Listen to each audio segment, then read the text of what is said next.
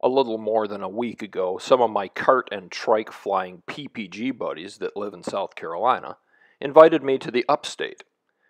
It's the mountainous region in the foothills area of the Appalachian Mountains.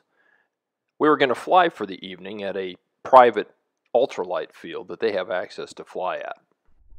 Field length is more than adequate for PPG flying, but it's a little bit tight. Left to right, it's probably only about 65 or 70 yards wide. The hangar's on the north side, the trees on the south side, but the obstacles are fairly low, maybe 10 or 12 feet. A bit of a late start on the drive up there, so I was going to arrive with only about an hour left to fly. I was intensely interested in the prevalent weather at the time. I set up rather quickly and proceeded to blow my first launch.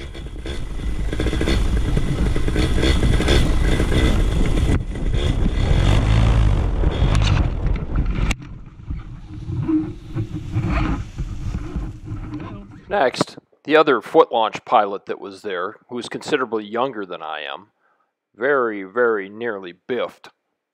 He's a little more athletic, so it worked out, but wow.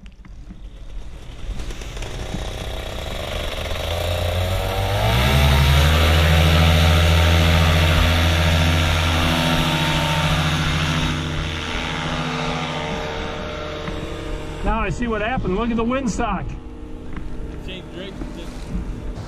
So before you write this off as a case of a couple of idiots who tried to launch in a crosswind and ended up getting their just desserts, exactly what they deserved, which was rotor of the trees and failed launches or nearly failed launches, I want you to consider the following. Well, this wasn't a situation of errant setup. When I got to the field, the winds were clearly out of the east. The other guys were set up with their wings to launch eastward.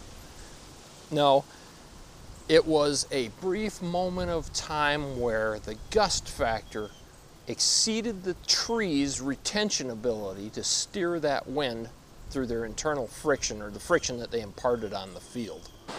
There's a weather axiom that says if you stand with your back to the wind in the northern hemisphere and you take your left arm and you hold it out straight and then move it off to the left about 30 degrees, you're pointing directly towards the low pressure center. So who cares? Why? Well, it proves that the wind does not equalize directly from high pressure to low pressure. It really works best if you're in an area of few obstructions, like a beach, for instance. When you get into the treed areas or between buildings, it's not as clear. The rule gets a little bit fuzzy because what happens is the surface friction causes the wind to cross those isobars that you see on the map. Look up isobars and give it some thought. I'd always heard about it and taught about it on a theoretical level, but until I saw it at the micro level, I never really truly understood the difference between wind flowing around a low pressure center counterclockwise where there's no obstructions versus trying to equalize from high pressure to low pressure when there's surface friction. On a theoretical level, I always used to teach guys, particularly flying instruments, where you can't see outside. You're referencing what's in the airplane, that as you descend, the winds tend to rotate and become more left from wherever they are. So they rotate left as you descend because you get into that friction zone, and it changes the pattern of the winds and how they flow relative to those isobars. In any event, I eventually got launched and had a nice evening flying around. After that, it's off to sun and fun.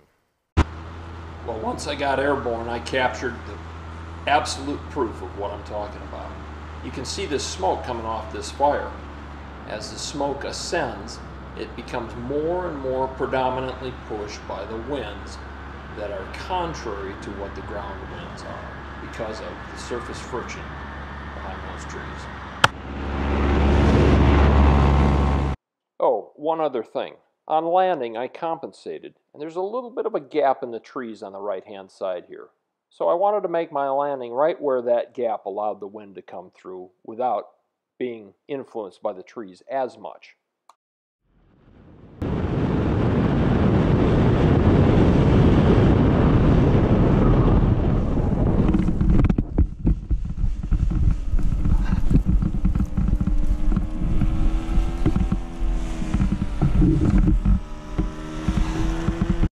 Well, after about 30 or 40 hours of fabrication in the shop, I finally completed that paramotor box, the aluminum cabinet that I transported my paramotor down to Florida in, out of the elements, out of the wind, and protectively covered and secured.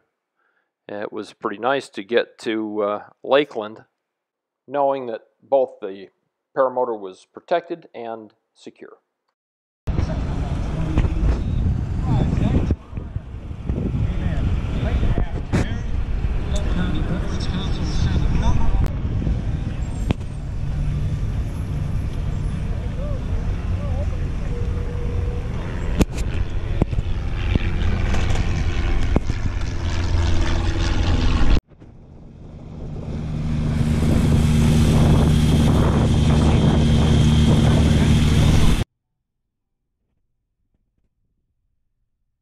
Well, big fly-ins like this are not particularly good venues for flying a paraglider. But if you're interested in aviation, you might want to attend one.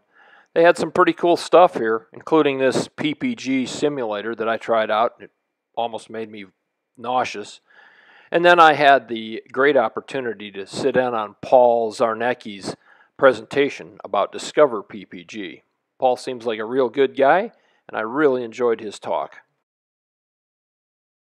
Well, having had enough of the crowds and the egos, I decided to head over to Palm Bay and fly with some buddies.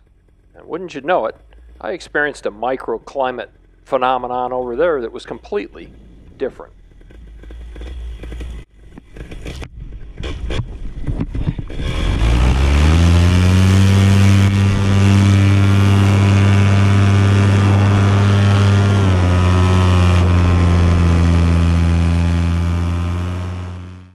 While high pressure dominated Florida, the surface analysis map did not show any frontal activity in the area, but yet the clouds and the weather told a different story. After flying around for a little bit, this band of clouds developed, and look to the left, it's hazy, and to the right, it's clear. There's a clear difference in the weather here at the local level. I decided to land and see what would happen after that pushed on through, and sure enough, everybody that tried to fly after that point came down and reported trashy air. It has often been my experience that any time that there is a boundary in the atmosphere, that's where things are going to get rough, turbulent, storms, and maybe even just as simple as a wind change, but it might not be something that you want to try to fly through in your paraglider. Lots of things can form these boundaries. Humidity differences, wind direction differences, temperature, density of the air. So, just throwing it out there that even if it's not on the map, keep an eye out. Fly safe.